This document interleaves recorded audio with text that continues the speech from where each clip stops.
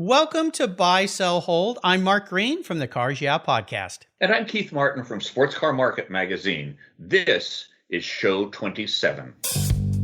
Welcome to Buy, Sell, Hold, the Sports Car Market Podcast. Market experts and car friends for over 30 years, Keith Martin and Mark Green have come together through their mutual love for collector cars. Keith and Mark will take you on a ride into the collector car market, talking with industry experts, helping you navigate your collector car journey so that you know when to make your own decisions to buy, sell, or hold. Buy, Sell, Hold is all about the essence of collecting. The collector car world is comprised of people who buy, they sell, and they hold the cars that they love.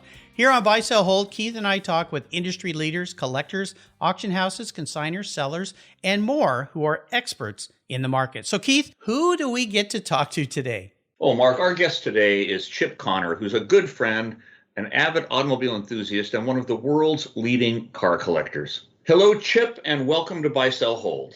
Hi, guys. Chip, let's jump right in. If you could describe the collector car market today using just one word, what would that word be and why? It probably would be the same word, Keith, that I would have used 6 months ago, and that is correcting or adjusting. You know, the impact of the coronavirus is what is uncertain. What impact will it have, for example, on a process that began about 3 years ago where a new equilibrium was being formed in the market. So whether, this is a true black swan event that upends everything, you'll probably remember 1990, the recession then, what happened to the collector car market or not is anyone's guess. But I see it as a process of continuing adjustment with the uncertain impact of the coronavirus, either accelerating it or changing it in some way. This morning I was on a live webinar and it was it wasn't a collector car, it was detailers that we were talking. But one of the questions they asked me was, how do you see this affecting the collector car market? And I mentioned our podcast here, Buy, Sell, Hold, and some of the interesting words. One of them was squishy. Yours correcting or adjusting. So one of the questions they asked me, and I'll ask you, Chip, is if you have a collector car right now, would it be best to just sit back and not go out and try to sell it with things being a bit upended? Yeah, I think that depends on what the collector car is and what your personal situation is. I view the collector car market as fairly stratified. And my space really is that analog era that preceded 1975. I think the greatest cars were made up to that date, and this takes nothing away, from the McLaren F1s and the F40s and F50s and that type of thing. So I'm dealing with a segment that is a little bit earlier, the population of which is finite. They're certainly not making any more of them. And within that segment, there are various strata. I mean, there's the sort of the more mundane, and it's really, I don't mean it as a pejorative word, collector car, which would include, 356 Porsches, C2 Corvettes, that type of thing. Then you get into the blue chip, the 300 SLs, the Gullwings, the Cobras. Then you start to move into investor quality, where you're talking about short wheelbases, Cal Spiders, DB4 GT Zagatos, that type of thing. And then again, what I would call the jewels in the crown, which are the Testarossas and the GTOs. And I think that each one of those segments will be impacted differently, with, the more mundane, the collector car segment probably being the most affected, and the blue chip or jewel in the crown segment being less so. Absolutely. Any other questions on this topic, Keith, before I do a proper introduction? No, let's tell the world who we're talking to today. William E. Chip Connor is an avid vintage automobile enthusiast and one of the world's leading car collectors.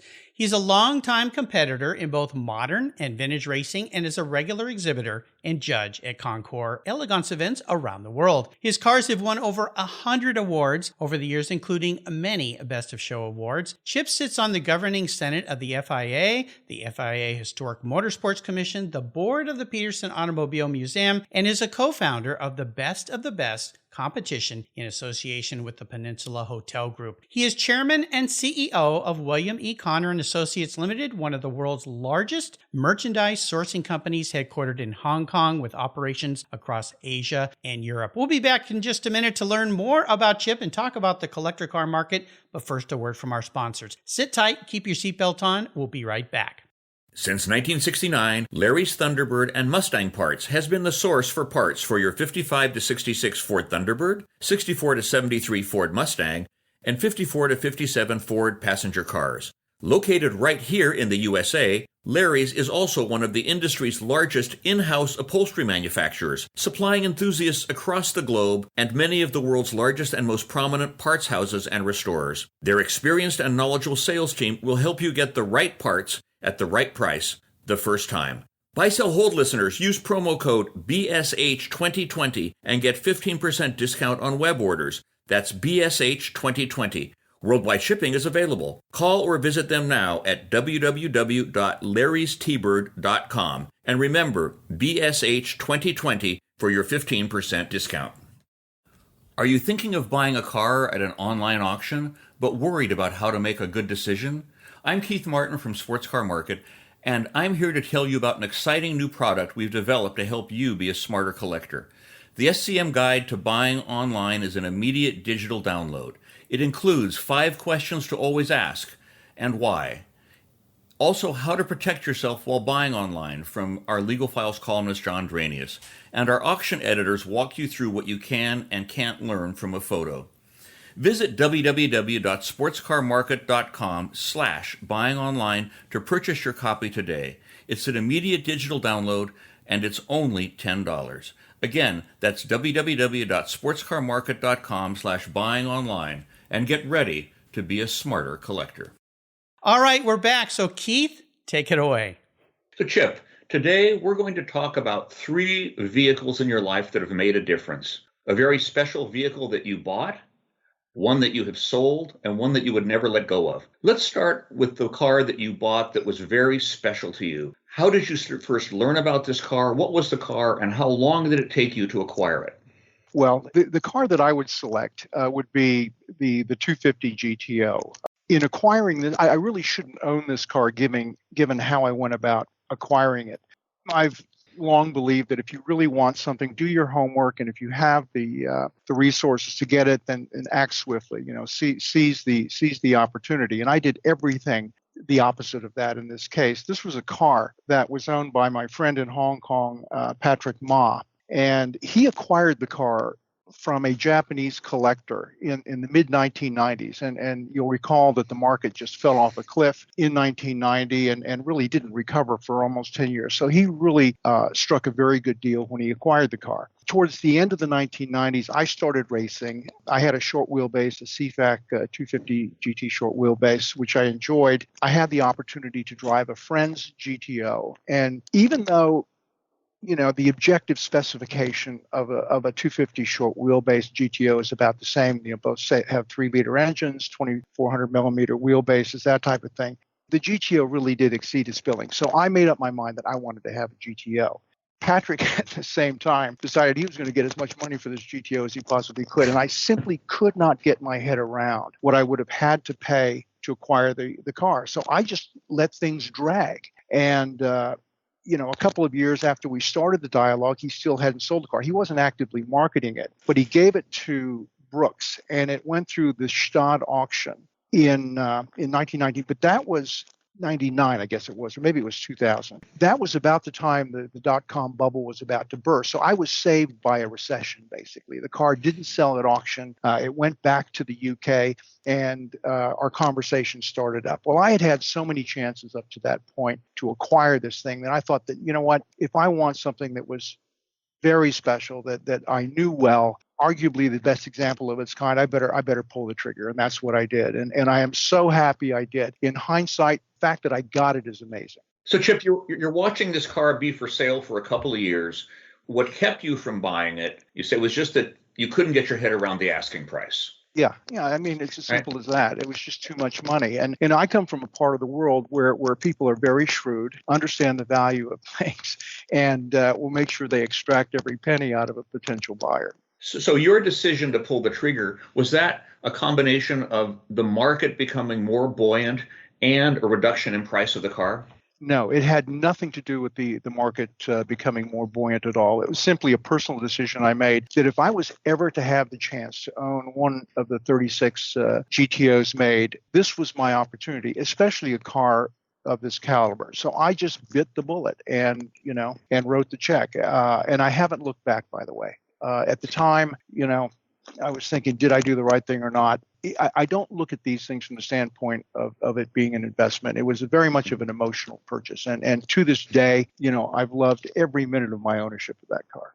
So let's talk about, Chip, a vehicle that you will never let go of.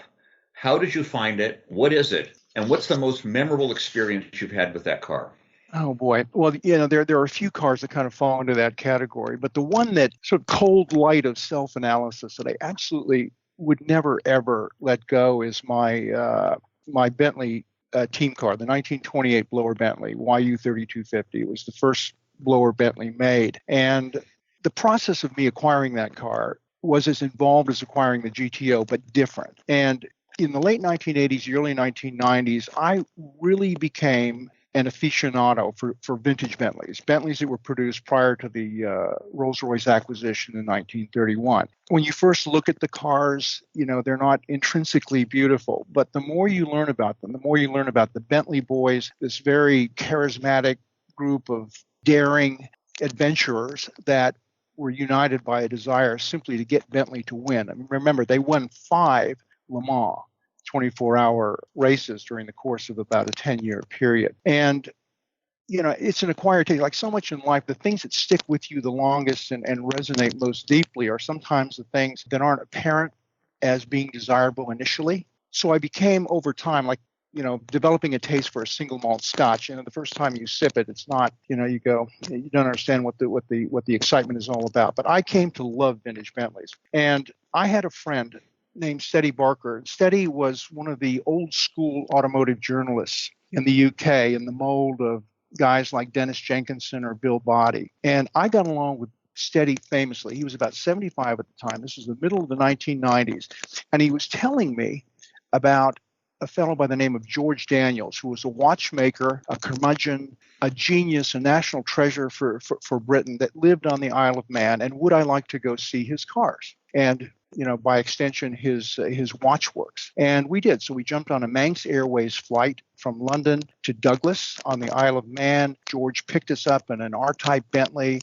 We drove in the rain to his workshops in the northern part of the Isle of Man. We stopped at this ferry bridge where you have to, kind of salute the gremlins to make sure that they don't, create any mischief for you. And we spent the most fantastic afternoon in the rain going over this car. We went for a drive in it.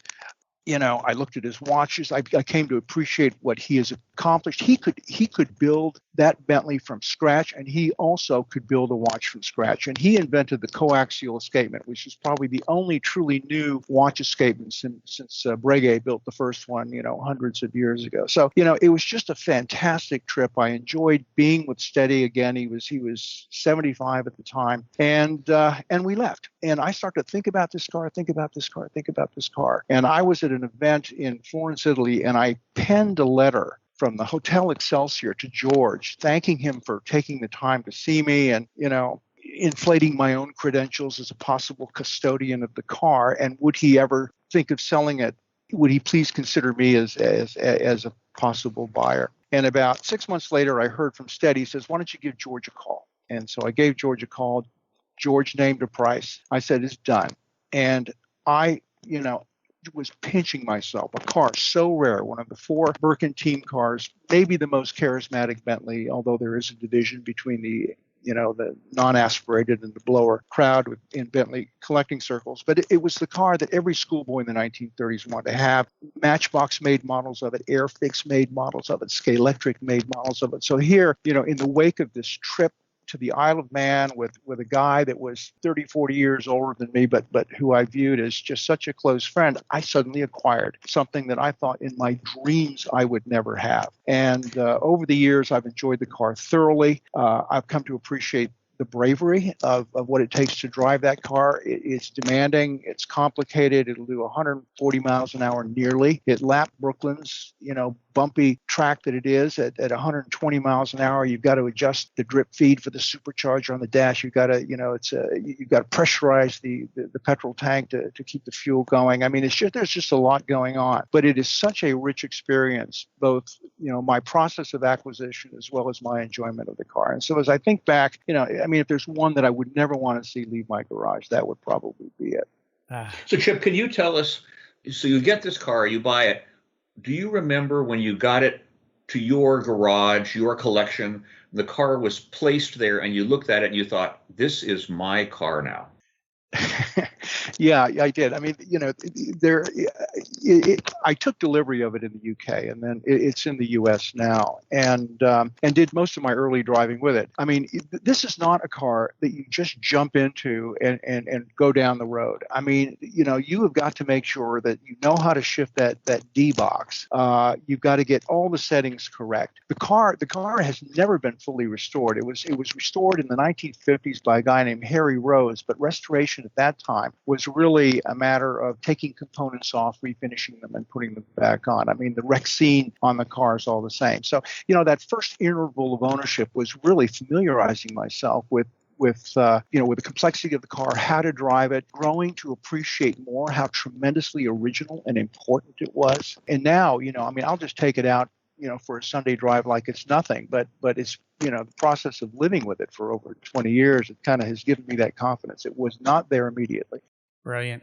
Well, let's talk about a significant vehicle that you've owned and you've sold. What was that vehicle? What led you to let the thing go? Was it complicated? Was it easy? And then when you look back, do you wish you'd kept it? Yeah, that's why I regret selling it. I wish I'd kept it, but there are a number of cars that kind of fall into that category. But the one that really sticks out is a 275 GTB C Speciale, the first series short nose GTB competition car. And again, this was the late 90s, early 2000s when I was really starting to get into racing. And this car came up for sale at the Monaco sale, and in 2000, and I bought it sight unseen. I have always thought that the 275 GTB, whether it be the 2-cam or 4-cam iteration, one of the most beautiful coupes ever made. I mean, for me, it has stood the test of time. I have never gotten tired of the way they look, and so obviously it was love at first sight from a visual standpoint. Plus, it was a comp car, right? Not developed to the degree that the Series 2s were with the dry sump lube and all that, but still it had slats on the rear fender, kind of like a GTO-esque slats. It was a 275 shape, which is just sublime. And so I bought the car. I had it shipped over to the United States and had big plans for it. Boy, this is not only was it beautiful, loved it, but this was going to be Chip's, kind of signature race car. Well, for 2 years, I could not get the drive shaft balanced. I mean, it just reminds me how many cars I've gotten that I just assume, a little bit of fettling will make it correct. And, it's like pulling teeth to try to get it to run right. I could not get this car to run smoothly. I mean, these cars should be turbine smooth. That V12 is just a work of art. This is pre-torque tube, which came out in 1966, which solved all the balance problems. And I gave it to people that were very, very good, and they just couldn't. They just couldn't get it fixed. And so, my dreams for this thing that I would, be campaigning it on at vintage races and stuff was just never going to happen. And I got so frustrated when I just picked up the phone and gave it to RM to sell 2 years after I got it. And it sold for a lot less than I paid for it. And I was thinking about, I gave up too soon on that car. There had to have been a solution to get that thing to run more smoothly. Yeah. And I've never seen another one come up that I could get. Now, do you know if where the car is today, was it ever sorted? That's a very good. I don't know where the car is today. I'd love to know if if it got sorted. I mean, it's one of those things. I love launches as well. Transaxle, the prop shaft turns at engine speed. I mean, I've had issues with those cars as well, but it can be fixed, and it's just a matter of giving it to the right specialist to do. Yeah. I'm assuming that whoever owns that car now has figured that out. Well, we hope so, for sure. Well, let's take a short break and thank our sponsors. And when we come back, we're going to talk with Chip about what he deems the perfect all-around collector car. So sit tight. We'll be right back. I've been subscribing to Sports Car Market magazine for decades, and it shows up like clockwork in my mailbox every month. But what about when I'm on the road? Did you know that digital subscriptions to Sports Car Market are just $2.50 a month when you sign up with the promo code DIGITAL50? That's less than a cup of coffee. You get 50% off regular price just for listening here to Buy, Sell, Hold. Plus, digital subscribers receive instant access to a year's worth of back issues and the exclusive Insider's Guide, including the 2020 Insider's Guide to the beautiful Amelia Island Concours, and all the spring auctions as well. No more boredom while sitting at the airport or on your flight. To get your Sports Car Market digital subscription at this discount, go to sportscarmarket.com/digital50. Your order will automatically get you the 50% off. What a deal. Go and sign up today at sportscarmarket.com/digital50.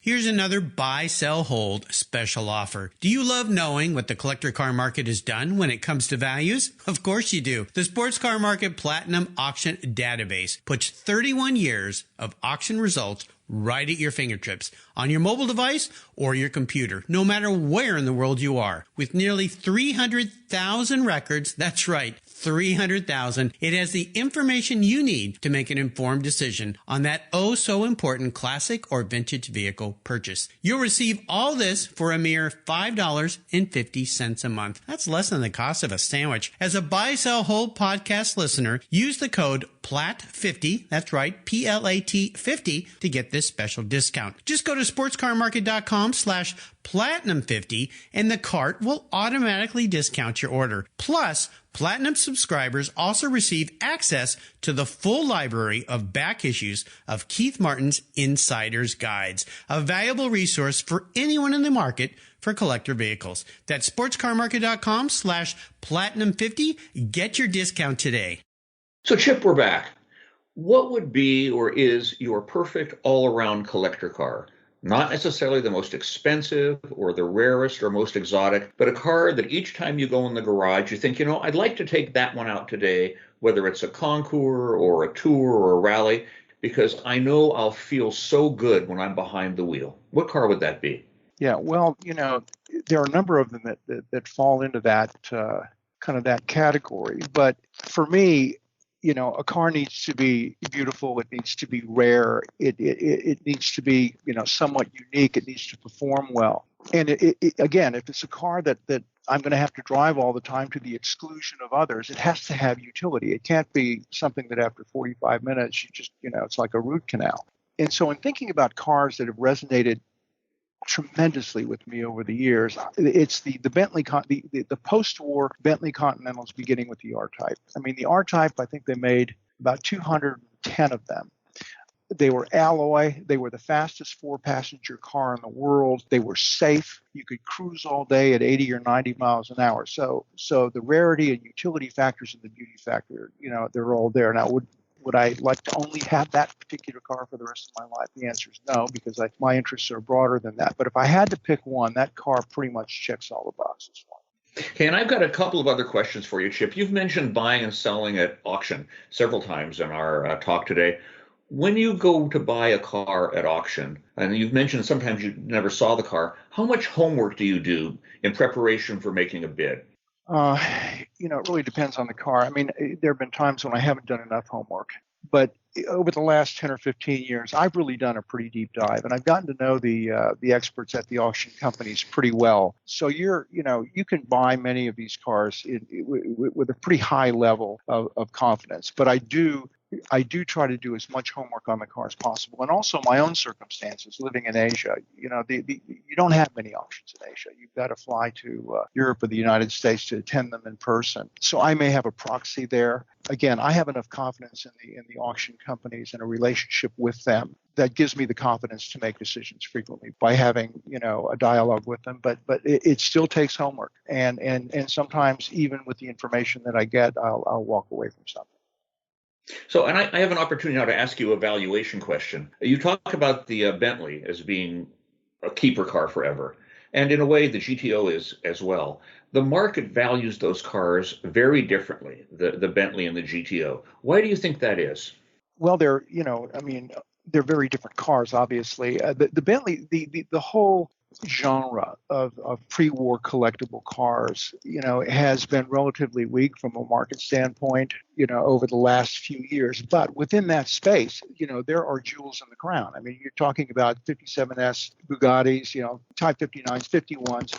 That Bentley would fall into that category. So how much has it been affected by the diminution in interest and values of some of the pre-war cars? My guess is probably not, because there were 4 Birkin team cars made. This is the first. Ralph Lauren owns one, Bentley owns the other, and I own this one. The other is a single-seater, so it's not a tour, so you can't really put it in the same category.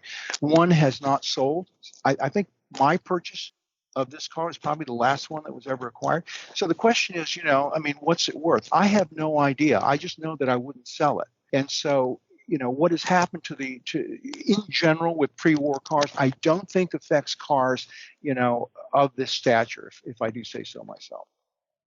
So, Chip, I want to go back to a personal moment. This is Pebble Beach, 2017.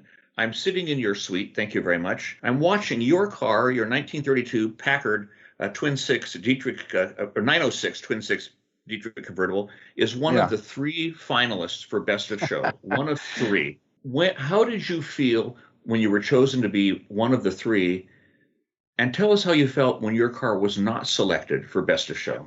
Well, that's, it's interesting that you remember that. First of all, it was utter disbelief when I was selected as a finalist for Best of Show. It was Bruce McCaw, I think, with his 680S, was it, Mercedes, and then John McCaw with his 335. So, these are all friends. And it really says volumes about how well-run and professional Pebble Beach is. The effort that we put into the restoration of that Packard was immense, and we opted to stay away from bling of any kind. We painted it in 2 shades of muted green. We painted the wheels on the car. We didn't no white walls. This was about as understated a car that was executed to perfection. And I think it resonated with the judges in a way that few other cars did. They absolutely loved this car. I didn't think it would be a candidate, for Best of Show. And so when I was up there with John and Bruce's car, I was pinching myself that I was even there. And I thought that the prize going to Bruce was absolutely correct. I think that, in terms of the dazzle factor, which my car didn't have, Bruce deserved the prize. But the fact that my car was up there, a car that maybe the less knowledgeable observer would say, geez, what makes that so special when it's next to these 2 dazzling cars? It really is the expertise of the judges who could look beyond what was just on the surface to see how wonderful the quality of that restoration and the rarity of the car was. It was a great moment. It was great to know all 3 of you. It was very interesting. And what's happened to that car since, Chip? Once a car has been shown at Pebble, what happens to that car? How do you use it, or where do you show it? Well, the car is literally sitting 200 yards from where I'm speaking now. I've been driving the car.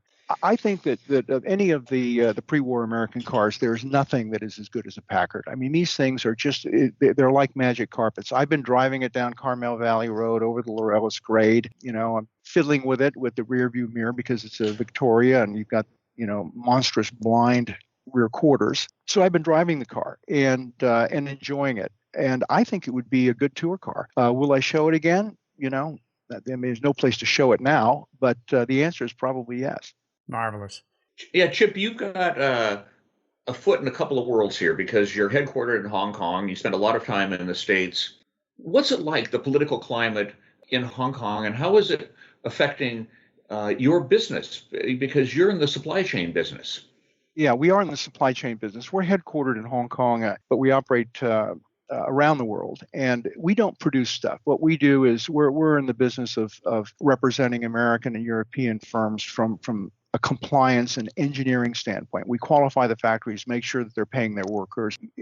We perform necessary boots on the ground supply chain management services. And this is the perfect storm of political difficulty, which takes many forms. We're headquartered in Hong Kong. Obviously, there is the friction between many people in Hong Kong and what they view as China's overreach under the one country, two systems agreement. There is the pandemic. There is the the incredibly nasty rhetoric between the United States and China on trade, all of this has a terrible impact on my business. And you add the coronavirus, which is, affecting countries across the world, our ability to get those boots on the ground and into the factories to make sure that they're compliant is very, very difficult. We're having to do some of it virtually, which ain't easy. So, this was entirely unexpected. It's exacerbated by the coronavirus. It is having a devastating impact on my business. The good news is we have a strong enough balance sheet to weather it. And I think that there will be, some real winners that emerge. But I'm just hoping that saner heads prevail and that we can kind of, ratchet the dialogue back, get some of the vitriol and finger pointing out of it. I mean, China has to be, called to account for many things, but so too does the United States. And the consequences for me, of course, as a person doing business globally, but headquartered in Hong Kong, is to make everything really difficult. So, Chip, let me bring this back to cars for a second. What would it take for you to feel comfortable to fly from Hong Kong to the United States and to ship a car to a Concours in the States? Yeah, very comfortable. I mean, if there was a Concours to ship the car to, I fall into the category of not being panicked too much about COVID-19. I worry about it. I, maintain my social distancing. But I think that, you touch upon something interesting when you ask the question, because the amount of wealth creation in Asia is tremendous. I think it's beyond anything that the experts would otherwise think. And we're not talking about just Japan, which was the great second largest economy in the world in the 80s and into 1990s. We're talking about India. We're talking about Bangladesh. I mean, there are billionaires everywhere. But you don't have large collector car groupings or garages in Asia. But these people who have accumulated wealth do have cars, and they do have collections. And unlike in the 1980s and the early 1990s, that flight that you talked about from an Asian origin to a European or an American destination, I mean, BA flies a daily flight out of Hyderabad, India to London. You can buy that Bentley or GTO, and you can find somebody in the UK that can tend that car. They can prepare it for shows. All you need to do is get on the airplane, and you've got a number of choices a week. And this is the way I've kind of been living my life for the last 35 years. I don't keep cars in Asia. It gives me something to look forward to when I get on the flight. And so this wealth creation coupled with, a transportation infrastructure, coupled with, by the way, information. Remember in the old days, back in the 80s, you had to join a car club to learn about, a Fraser Nash or something like that. Now you've got the internet. So you can have some individual in Hyderabad or Bangalore or Beijing get online, learn everything there is to know about a certain type of car, acquire that car without having to bring it home, and then having any number of a means to go visit the car. And for that reason, I believe that this talk of the aging demographic of the collector car world really is not going to have an impact on demand for these cars. It doesn't, and I'm talking about industrial quality cars that were made again before 1975. You have the wealth. You don't need millions of people to embrace the hobby to make it buoyant. You just need a few people that have done their homework to want cars that otherwise are quite rare. So, I have no problem getting on the airplane. I think that once, certainly if a vaccine is developed, it would be a game changer. But I think longer term, that dynamic is going to continue. The wealth will continue to be created. My biggest fear is regulation. I mean, are they sort of politically incorrect objects to own? I don't worry so much about the evaporation of demand or impeding travel.